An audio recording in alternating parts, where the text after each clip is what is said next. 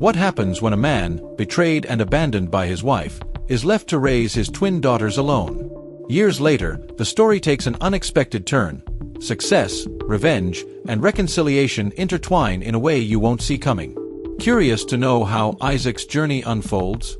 Stick around, and make sure to leave your thoughts in the comments below. Don't forget to subscribe for more gripping stories, and may Allah bless everyone who subscribes with endless peace and success. Let's dive into this thrilling tale together. The sun beat down over the dry hills of Lusaka, Zambia, where a small garage sat half-hidden behind clouds of dust and forgotten dreams. Inside, Bakery worked with hands calloused from years of labor, his sweat mixing with motor oil as he struggled beneath a rusted pickup truck. Bakery wasn't always alone. Years ago, he had a wife, Zola, whose laughter once filled the tiny home behind the garage. Together, they had twin daughters, Nyasha and Thandi. But everything changed after Zola got a job offer in Johannesburg. What started as a temporary separation became a painful abandonment. Zola never returned. She left no explanation, just a note on the kitchen table and a suitcase missing from their bedroom. Bakery was crushed, but he had no time to fall apart. With 2 babies to raise, he became both father and mother, fixing engines by day, rocking cribs by night. Now the twins were 11, full of questions Bakery didn't always have answers for. He rarely spoke about their mother, not because he hated her, but because the memory still burned. One evening, as the sun dipped below the horizon, Nyasha approached him with grease on her cheek, having helped him most of the day. "Baba," she said softly, "do you think Mama ever thinks about us?" Bakery looked up from the toolbox, eyes tired but kind. "Maybe she does, my child. But if she did, she would have come back." Thandi stood silently at the doorway, her arms crossed, eyes burning with a quiet fury. "If she comes back," she muttered, "I'll make her wish she never left." Bakery didn't scold her. He only sighed, wiping his hands on a rag. The truth was, he didn't know what he would do either, if Zola ever walked through that gate again. He didn't know that across the border, in a high-rise office tower in Johannesburg, a woman named Zola was staring at an old photograph in her drawer. The twins were babies in the picture. And beside them, Bakery smiled, unaware that his love was slipping away. But time has a way of circling back. And the past, no matter how long buried, has sharp teeth. 12 years had passed since Zola walked away from the life she once knew. In Johannesburg, she had transformed into someone else. Elegant suits, polished heels, a senior executive title, and a man named Victor, who knew nothing about her past. But despite her perfect life on the surface, Zola carried a gnawing hollowness. She avoided photos, avoided children's birthday parties, and most of all, avoided Lusaka. Until one afternoon, in a crowded open-air market in downtown Lusaka, a stranger caught her eye.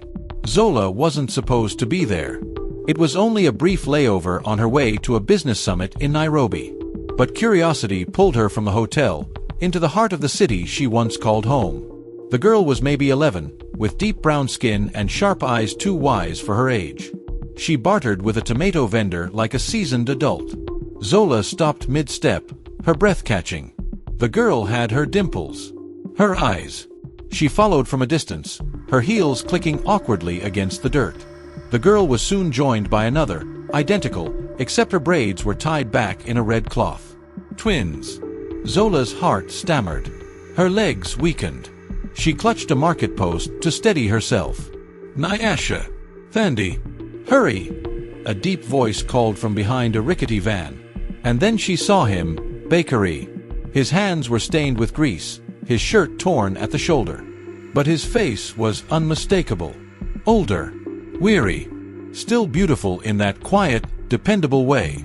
Zola backed away, slipping behind a stall of bananas, unseen. Shame, guilt, and something else, something primal, rushed through her. She had buried the past, but the past had just stared her dead in the face. At the garage, later that night, Bakery wiped the girls' tomato-stained hands before dinner. They didn't know someone had watched them. They didn't see the black SUV parked a block away, engine off, lights dimmed. Inside, Zola sat frozen in the passenger seat, fingers gripping a photograph she never stopped carrying. "I saw them," she whispered. "They've grown. They're beautiful." Her driver glanced at her. "Do you want to go back?" Zola didn't answer. Not yet. Word spreads fast in Lusaka, especially in places where sweat and grease mingle with conversation. That week, something shifted around Bakery's garage. Customers would glance twice before paying. Neighbors whispered louder than usual. Even the tomato vendor where Nyasha and Thandi haggled daily had questions in her eyes. "Bakery," old Mama Chanda said one morning, arms folded beneath her wide chest. "Did you know there was a woman watching your girls in the market? A stranger. Tall, elegant, didn't speak much, but her eyes. They followed your daughters like a hawk." Bakery stiffened. His wrench slipped from his hand, clattering to the concrete floor. "You think it was someone from her side?" Mama Chanda lowered her voice. "I don't know," Bakery muttered. But his mind was already spinning. He hadn't thought about Zola in years. Not seriously. He had no time for ghosts. The garage, the twins, the bills, they kept his hands full, his heart grounded. But that night, while watching Nyasha and Thandi fold their laundry, he stared longer than usual. Thandi's laugh, Nyasha's thoughtful quiet. Zola was in both of them. No matter how hard he tried to erase her, the girls carried her in their bones. He said nothing to them, though. What would he say? Somewhere else in the city, Zola paced her hotel room. Her assistant, Lindio, watched from the couch, uncomfortable. "You've been silent since yesterday," Lindio said gently. "You're thinking of going back to him?" Zola scoffed. "He wouldn't want me. But you went to look for him." "No," Zola snapped, then softened. "No. I didn't go looking for him. I went to find closure." Lindio didn't push further, but she watched Zola as she sat down at the vanity, pulling a golden locket from her bag. She opened it slowly. Inside was a tiny photo, 2 newborns swaddled in blue blankets, side by side. The tears came quietly. Back in the township, Nyasha couldn't sleep. Something strange had taken root in her chest since the market, an itch of curiosity, of recognition. The tall woman had stared at her like she knew her. Thandi, half asleep, mumbled, "What are you thinking about? Do you think we had a mother?" "We do have a mother," Thandi replied. "She's just not here." "Do you think she's alive?" Thandi opened her eyes slowly. "I don't know, but I hope she's not sad." Outside, under the soft yellow glow of the garage bulb, Bakery sat on a stool, staring into the dark street. He felt her presence in the air. Somewhere near, the past was watching him. And it wasn't finished. Bakery's day started like any other, oil stains on his hands before sunrise, engine blocks hissing like old spirits, customers haggling over prices they never wanted to pay. But something was different in the air. The way the dogs barked. The way a black sedan had parked across the street and hadn't moved since morning. By afternoon, the twins had returned from school, and Bakery had just sent them inside when the car door opened. A tall man stepped out. Slick suit, polished shoes, eyes like a vulture, calculating, empty. "You Bakery Mwansa?" the man asked, stepping into the garage like he owned the concrete beneath his feet. Bakery wiped his hands, eyes narrowing. "Depends who's asking." "I represent Zola Mbatha." The name struck like thunder. Bakery's jaw clenched, but he said nothing. "She would like to meet you," the man continued, slipping a card onto the nearest engine. "Privately. She'll be at the Renaissance Hotel until tomorrow night. Tell her I'm not interested. She said you might say that." The man gave a cold smile, stepped back into the car, and drove off, leaving behind a silence heavier than engine smoke. Inside the house, Nyasha and Thandi peeked through the curtain. Thandi whispered, "Who was that?" "I don't know," Nyasha said, "but Daddy's angry." That night, Bakery didn't eat. He sat in the yard with his eyes on the stars, one hand on the card he claimed he'd thrown away. Every part of him screamed to stay away. Zola didn't deserve a second of his time, not after abandoning him with newborns, not after vanishing without a word, not after making him bury his pride every day to raise their daughters alone. But something inside him twisted. A bitter curiosity. A wound that never healed right. The next morning, he woke early. He bathed.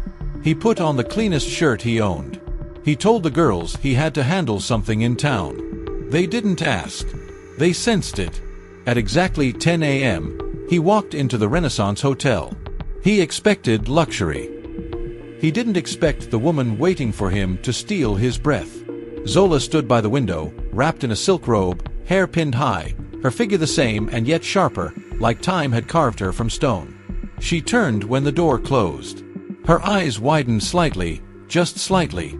Bakery. He stared. The sight of her stirred rage, confusion, and something more dangerous. "You look well," she said. "You look like money." Silence stretched. "I didn't come for a fight," she said softly. "Then why are you here?" She walked closer, slow, like approaching a lion. "I came for them," she said. "For my daughters." Bakery's face went still. All color drained. "You don't have daughters," he said, his voice like cold iron. "Not anymore." And Zola, for the first time, looked like she might break. Zola stood frozen, lips parted, eyes trembling in a way Bakery had never seen, not even in their worst fights. The words hung between them like a blade suspended in midair. "I made a mistake," she whispered. "Mistake." Bakery snapped. "You call walking out on your own blood a mistake? I was young, scared. I didn't know how to be a mother, how to be that woman. Living in the slums, married to a man with grease on his hands and dreams that went nowhere."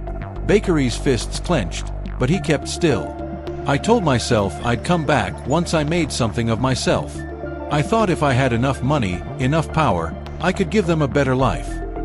"They had a life," Bakery growled. "They had me. They had food, a home, a father who never let them feel abandoned. And what about now?" Zola stepped closer. "They're growing up. Don't they deserve the world? Private school, security, a future." Bakery's voice dropped low and lethal. "You don't get to show up with perfume and diamonds and think that erases the years of silence. They cried for you. Every night. Nyasha still sleeps hugging your photo. Thandi hasn't said the word, Mama, in years." Zola's eyes shimmered with moisture. "I just want a chance to know them. To be in their lives." Bakery turned away. The storm in his chest was too much. Every part of him wanted to throw her out. But he also remembered his girls. How often they asked questions he couldn't answer. "I'll think about it," he muttered. Her voice barely held steady. "That's all I'm asking." As he walked out of the hotel, Bakery didn't notice the second figure watching from the bar. A man in a dark blue blazer, swirling a glass of brandy, had seen it all. He turned to his phone, dialed a number. "She made contact," the man said. "And it's going to get messy." Back home, Bakery sat the twins down. "There's something you both need to hear," he said. They looked up, confused, innocent. "Your mother, she's back." Silence fell. Then Thandi stood slowly and walked away. Nyasha's lips trembled. Is she staying?" "I don't know," Bakery said. "But she wants to see you." Nyasha's eyes brightened. "I want to see her." Bakery's heart cracked. And deep down, he knew this wasn't the end. It was only the beginning of a storm. The next afternoon, the air in Bakery's home was thick with nerves. Nyasha kept straightening her braids in the mirror while Thandi sat in the corner with her arms crossed, refusing to say a word. Bakery paced. "She said she'd be here at 4, he muttered. It was 4:15 when a sleek black SUV pulled up outside the modest home in the heart of Kibra. Zola stepped out in high heels that didn't belong on the dirt path. Her gold bangles jingled as she adjusted her designer bag and walked to the front door like she still owned the place. When Bakery opened the door, his face was blank. "Don't expect a red carpet," he said. Zola looked past him and saw her daughters standing there. Grown, taller, eyes full of questions she wasn't ready to answer. "Hi, babies," she whispered. Thandi stepped back. Nyasha hesitated, then ran to hug her. Zola dropped to her knees, arms wide. The moment Nyasha fell into them, Zola broke. Her tears came hard and fast, mascara running down her cheeks as she rocked her daughter in her arms. "I missed you so much," she sobbed. "I thought about you every day. Every day." Nyasha nodded into her shoulder, eyes wet. Thandi didn't move. Where were you when we were sick? When Nyasha fell and split her chin and cried for you the whole night? Zola looked at her, guilt dragging her smile down. I made choices I can't undo. Then why are you here now? Thandi snapped. To act like nothing happened. I'm here to fix things. If I can. Bakery interrupted. This isn't a reunion show, Zola. You don't just show up after 12 years and expect peace. This takes time. And trust. Zola straightened up, wiping her eyes. I want to help. I want to be part of their lives. I've bought them phones, tablets, clothes. We don't need your money, Bakery growled. We need your honesty. But it was too late. The girls saw the gifts waiting in the SUV. Nyasha's eyes lit up. Thandi. Her frown deepened. Let's just go inside, Bakery said, ushering them all in.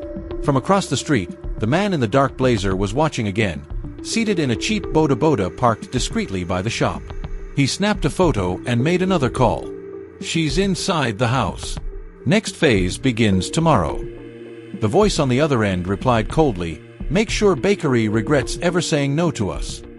The next morning, Bakery found a small envelope slid under his door. He opened it slowly, his calloused fingers tensing with each pull. Inside was a photo of Nyasha walking home from school the day before. A red circle drawn around her head. No note, just the picture.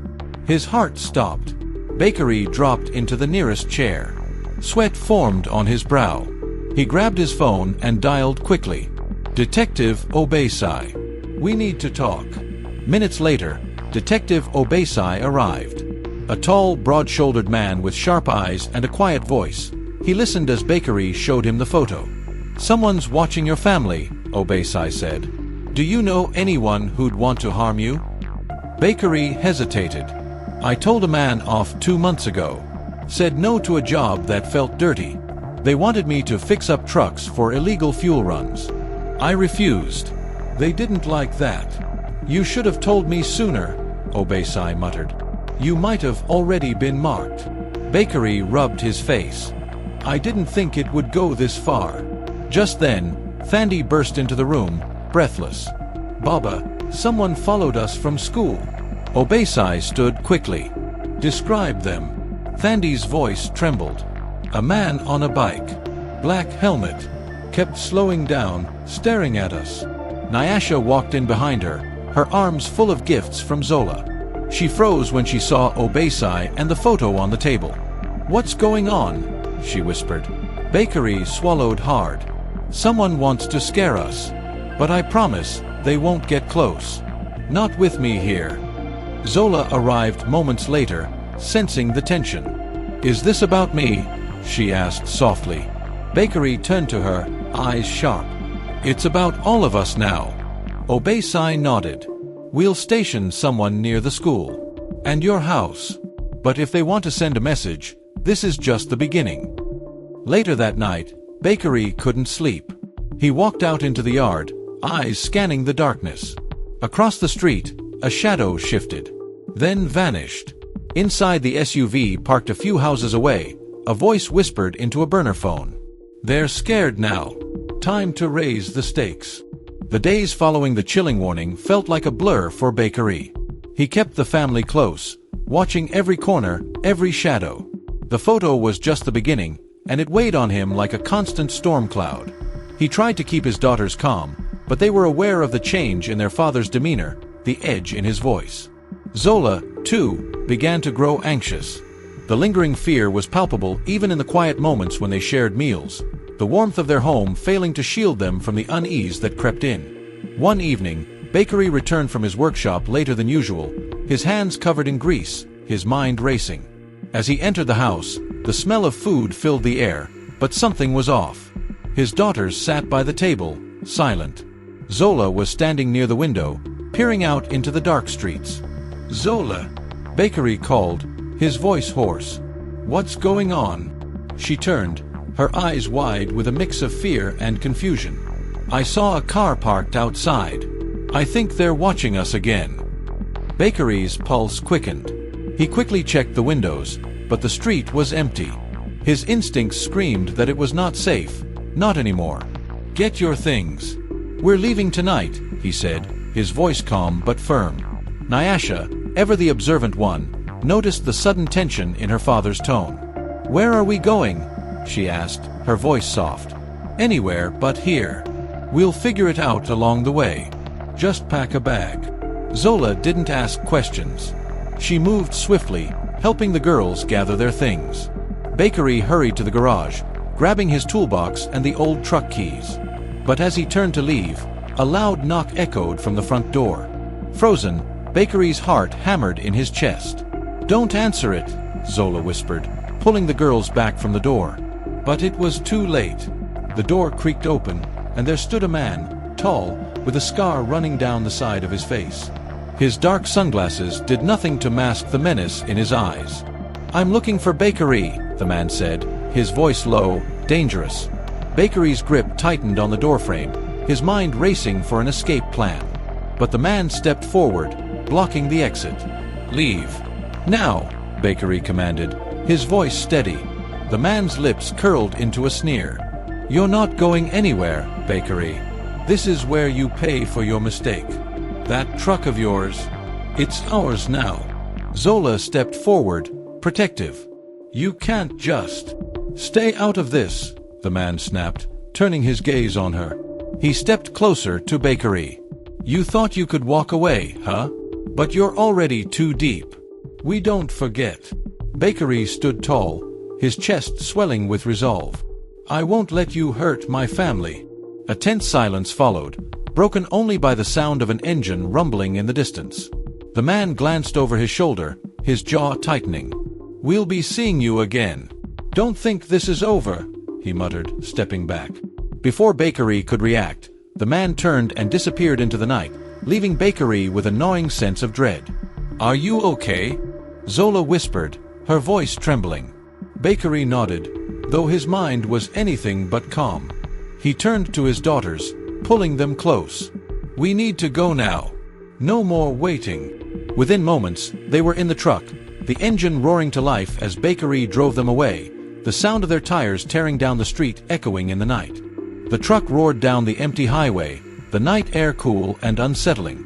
Bakery's hands gripped the steering wheel tightly, his knuckles white as he drove with a sense of urgency he couldn't shake. The sound of tires on the tarmac seemed to echo their fear, amplifying the silence inside the truck. Zola sat next to him, her hand resting on the edge of the dashboard, her eyes scanning the darkened road ahead. The twins, Nyasha and Amara, were quiet in the back seat, their faces pale with the uncertainty of what lay ahead. They had been through a lot in their short lives, but this was different. They had never seen their father so driven, so desperate. "Where are we going, Bakery?" Zola's voice broke the silence. "We can't keep running forever." Bakery's gaze remained fixed on the road. "We have to keep moving, Zola. I don't know where, but I can't risk staying in one place." "They'll find us." Zola nodded, though her worry was still visible. She had always trusted Bakery, believed in his strength and wisdom, but now, she wasn't sure what kind of future they were heading toward. The world outside the truck felt foreign and threatening, and she couldn't shake the feeling that their lives were slipping beyond their control. "We'll figure it out," Bakery continued, trying to reassure her. "We always do." But Zola could see the fear in his eyes, the same fear that mirrored her own. No matter how much they wanted to believe they could escape this nightmare, something told her it was only just beginning. Hours passed as they drove through the night, the landscape outside changing, but the tension inside the truck remained. The moon hung low in the sky, casting long shadows over the deserted roads, and Bakery didn't dare stop for rest. Not yet.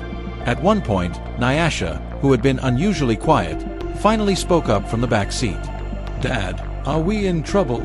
Bakery glanced at the rearview mirror, meeting his daughter's curious eyes. He smiled softly, though the smile didn't reach his eyes. "We're just taking a detour, sweetie. We'll be fine." But even as he said the words, he wasn't sure he believed them. As dawn began to break, painting the sky with streaks of pink and orange, Bakery made an unexpected turn off the main highway. The road became narrower, winding through dense trees that blocked the rising sun from fully illuminating their path. He slowed the truck, glancing at Zola, who was now wide-eyed with concern. "This doesn't look like a safe place, Bakery," Zola said, her voice tight. "I know. But it's the only place we can hide for now. It's an old cabin, not far from here." Bakery's words offered little comfort, but Zola didn't argue. They had no choice but to follow him into the unknown. The cabin was hidden in a secluded part of the woods, isolated from any town or city. The small structure looked worn down, the wood weathered by years of neglect. But it was sturdy enough, and that was all that mattered. It would have to be their refuge, at least for a little while. Bakery quickly parked the truck and turned off the engine. He jumped out and moved around to the back of the truck, unloading their bags, the twins following closely behind. Zola, still wary, stepped out slowly, scanning the area around them. The dense woods offered some protection, but also isolation, an isolation they couldn't afford to ignore. "Come on, let's get inside," Bakery said, his voice strained. Once inside, the cabin was surprisingly intact. The floorboards creaked as Bakery moved through the main room, checking the windows and door for any sign of weakness. He moved with a practiced efficiency, his mind constantly calculating, strategizing. "I'll make sure we're safe here," Bakery assured Zola, as he began to fortify the door with a large piece of wood. "But we need to stay vigilant." Zola nodded, setting the twins down on a small table. She tried to focus on something, anything, to keep her mind occupied. But the weight of the situation pressed on her shoulders like an invisible burden. "I just don't understand," Zola said quietly, sitting beside her daughters. "Why did they come after us, Bakery? What did we do?" Bakery paused, turning to face her. "You know the men I've worked for, the ones I've done business with. They never liked me, but I kept my head down. I didn't ask for trouble, but it seems like trouble found us anyway." Zola's face hardened. "They want to hurt us, Bakery. I saw it in their eyes. We can't run forever." Bakery's jaw clenched as he walked to the small window. "No, we can't. But for now we fight. We survive." The sound of birds outside, the rustling of leaves in the wind, was the only sound that filled the cabin. But in the silence, Bakery's mind raced, the weight of what they'd just escaped heavy on his chest.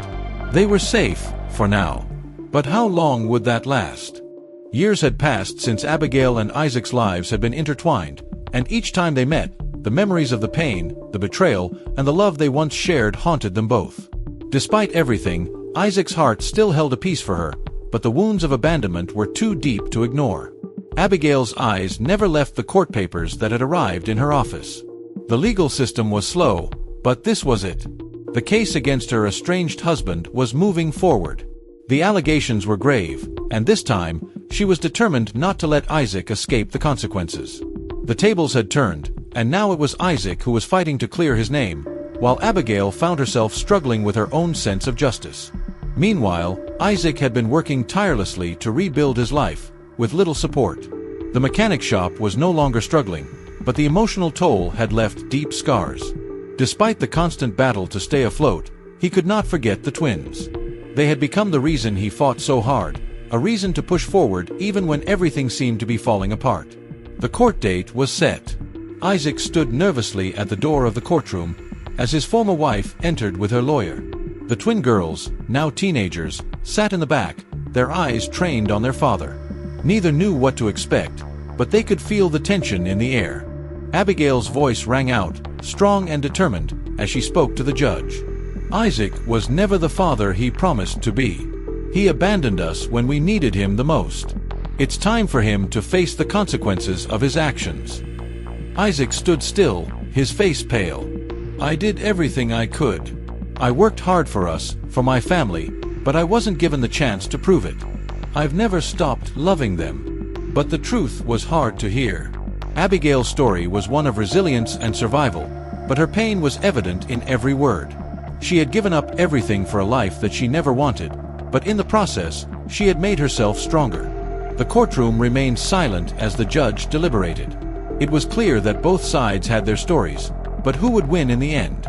The judge called for a brief recess, and Isaac caught sight of his daughters standing outside the courtroom door. His heart ached as he approached them, but his words seemed to falter. "I'm sorry," Isaac whispered.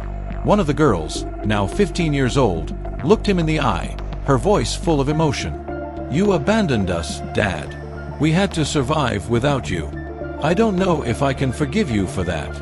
Isaac's heart shattered, but he understood. This was his burden to bear. He had chosen to fight for his family all those years ago, but the consequences of that choice were now becoming all too real. Abigail walked out of the courtroom as the recess ended, her face set with determination. This fight was far from over.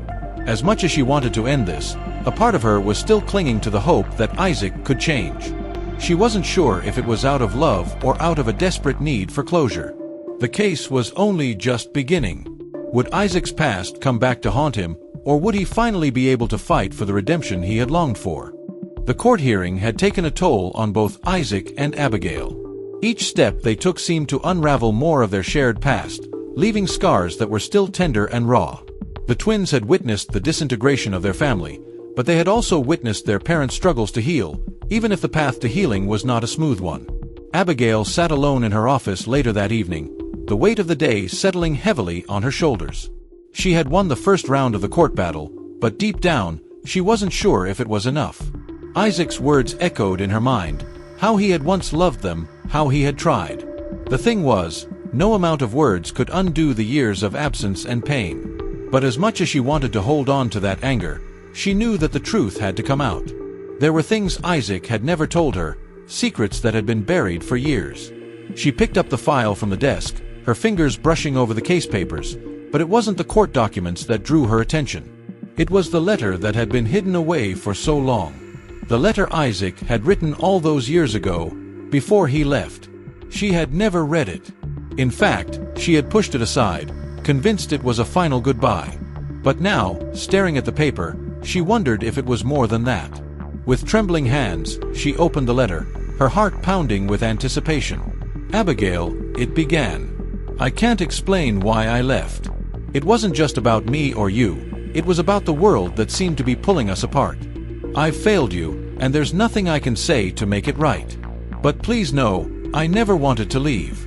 I thought I could fight through it, but the weight of everything was too much. I hope you will understand one day, and I hope that when you do, you will forgive me. If not for me, then for our girls." The words hit Abigail harder than she expected. The letter was raw, filled with emotion, and it painted Isaac's departure in a light she had never considered. He hadn't abandoned them because he wanted to. He had been overwhelmed by the pressures of life, and in trying to escape his own demons, he had left the people he loved the most. Tears blurred her vision as she clutched the letter to her chest. All this time, she had built up so much anger, so much resentment, not knowing the depth of Isaac's struggle. She had to admit, a part of her felt relieved. But another part of her felt betrayed. How could he have not told her the truth? How could he have kept such a monumental secret from her? Meanwhile, Isaac sat alone in his modest home, staring at the framed photo of his daughters. The weight of his choices pressed down on him, the guilt gnawing at his every thought.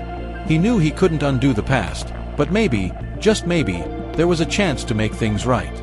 But the truth was, he had his own demons to fight. The years of running away from his mistakes had only made him more lost.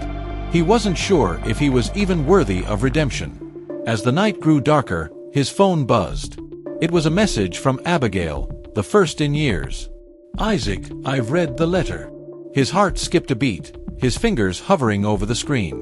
He had written that letter years ago, but he never expected her to read it. He had assumed she had tossed it aside, just as he had done with so many other things in his life. But now, here it was, the truth he had buried, brought to light. "What did you think?" he typed back, his mind racing. Abigail's reply came after a long pause. "I don't know what to think yet. But I need to see you. I need to understand what really happened." Isaac's hands trembled as he read the message. This was it, the moment he had been waiting for, but was he ready to face it? He had spent years hiding from his mistakes, but now he was being forced to confront them head-on. He looked at the clock, the decision weighing heavily on his heart. Isaac knew that this meeting could change everything. It could either bring them closer or tear them apart completely. But one thing was certain, whatever happened next, it was the truth that would set them free. The meeting had been set. Isaac felt a mixture of anticipation and dread as he stood in front of the coffee shop where he and Abigail had agreed to meet. It was a neutral place, far from the courtroom and their bitter past. He looked at his reflection in the window, seeing a man who had weathered many storms but never truly faced the consequences of his actions. The time had come. When Abigail arrived, the atmosphere between them was thick with unspoken emotions. She didn't look at him at first, but he could see the storm brewing in her eyes. Her presence was commanding, even in the quiet morning light. "Isaac," she said finally, her voice low, almost distant, "I read your letter." Isaac's heart clenched. He hadn't known how she would react, and now he had the answer. She was hurt, but there was something else in her gaze too. Something softer, almost like a flicker of hope. It was a fragile thing, and he wasn't sure if it would last. "I didn't know how else to explain it," Isaac said, his voice thick with regret. "I was broken, Abigail. I thought I was protecting you by leaving, but I see now that I was just running from everything. From you. From us. I was selfish. I'm sorry." Abigail's eyes softened, but she didn't speak immediately. The silence hung between them, the air heavy with the weight of the years they had lost. She finally sat down across from him, her fingers tapping lightly on her coffee cup. "I don't know what to say," she admitted, her voice catching. "For so long, I blamed you. I wanted answers, and all I got were lies, excuses. But hearing you say this, after all this time, it's like I'm seeing you for the first time." Isaac swallowed hard, fighting the lump in his throat. He wanted to say everything that was in his heart, but the words felt inadequate. "I don't expect you to forgive me right away," he said, his gaze meeting hers. "I just want you to know that I never stopped caring. And I want to be there for our daughters. If you'll let me." Abigail looked at him for a long moment, as if weighing his words against the pain he had caused her. Finally, she nodded, her face softening. "It's going to take time, Isaac," she said. "There's a lot to rebuild. Trust doesn't come easily, especially when it's been shattered for so long. But maybe, just maybe, we can start over. For the girls. For us." Isaac's heart soared, though he knew there was still a long road ahead. "I'll do whatever it takes," he promised. "I'm not asking for everything right now. I just want a chance to prove that I can be the man you and the girls deserve." They sat in silence for a while, the weight of their conversation settling in. It wasn't an easy moment. It wasn't a magical fix. But it was a start. The first step toward healing, toward a future that didn't hinge on the mistakes of the past. As the sun rose higher, the warmth of a new beginning wrapped around them. They didn't know what the future would hold, but for the first time in years, they were ready to face it together. And in that moment, amidst the uncertainty, there was hope. The possibility of something better, something stronger. Isaac reached across the table, and Abigail didn't pull away. They both knew the road ahead would be hard, but together they could walk it. And that was enough for now. This story teaches us the power of resilience and the importance of never giving up, even when life seems to be against us. The mechanic, abandoned and alone, faced betrayal and hardship but turned it into an opportunity for growth and success. His journey reminds us that challenges are a part of life, but how we respond to them shapes our future. Through perseverance, he transformed his life and found the strength to rise above adversity. Remember, no matter how difficult things may seem, there's always a way forward if you believe in yourself. Thank you for watching this story. If you enjoyed it, please don't forget to leave a comment, like the video, and subscribe to our channel for more amazing stories. Your support means the world to us.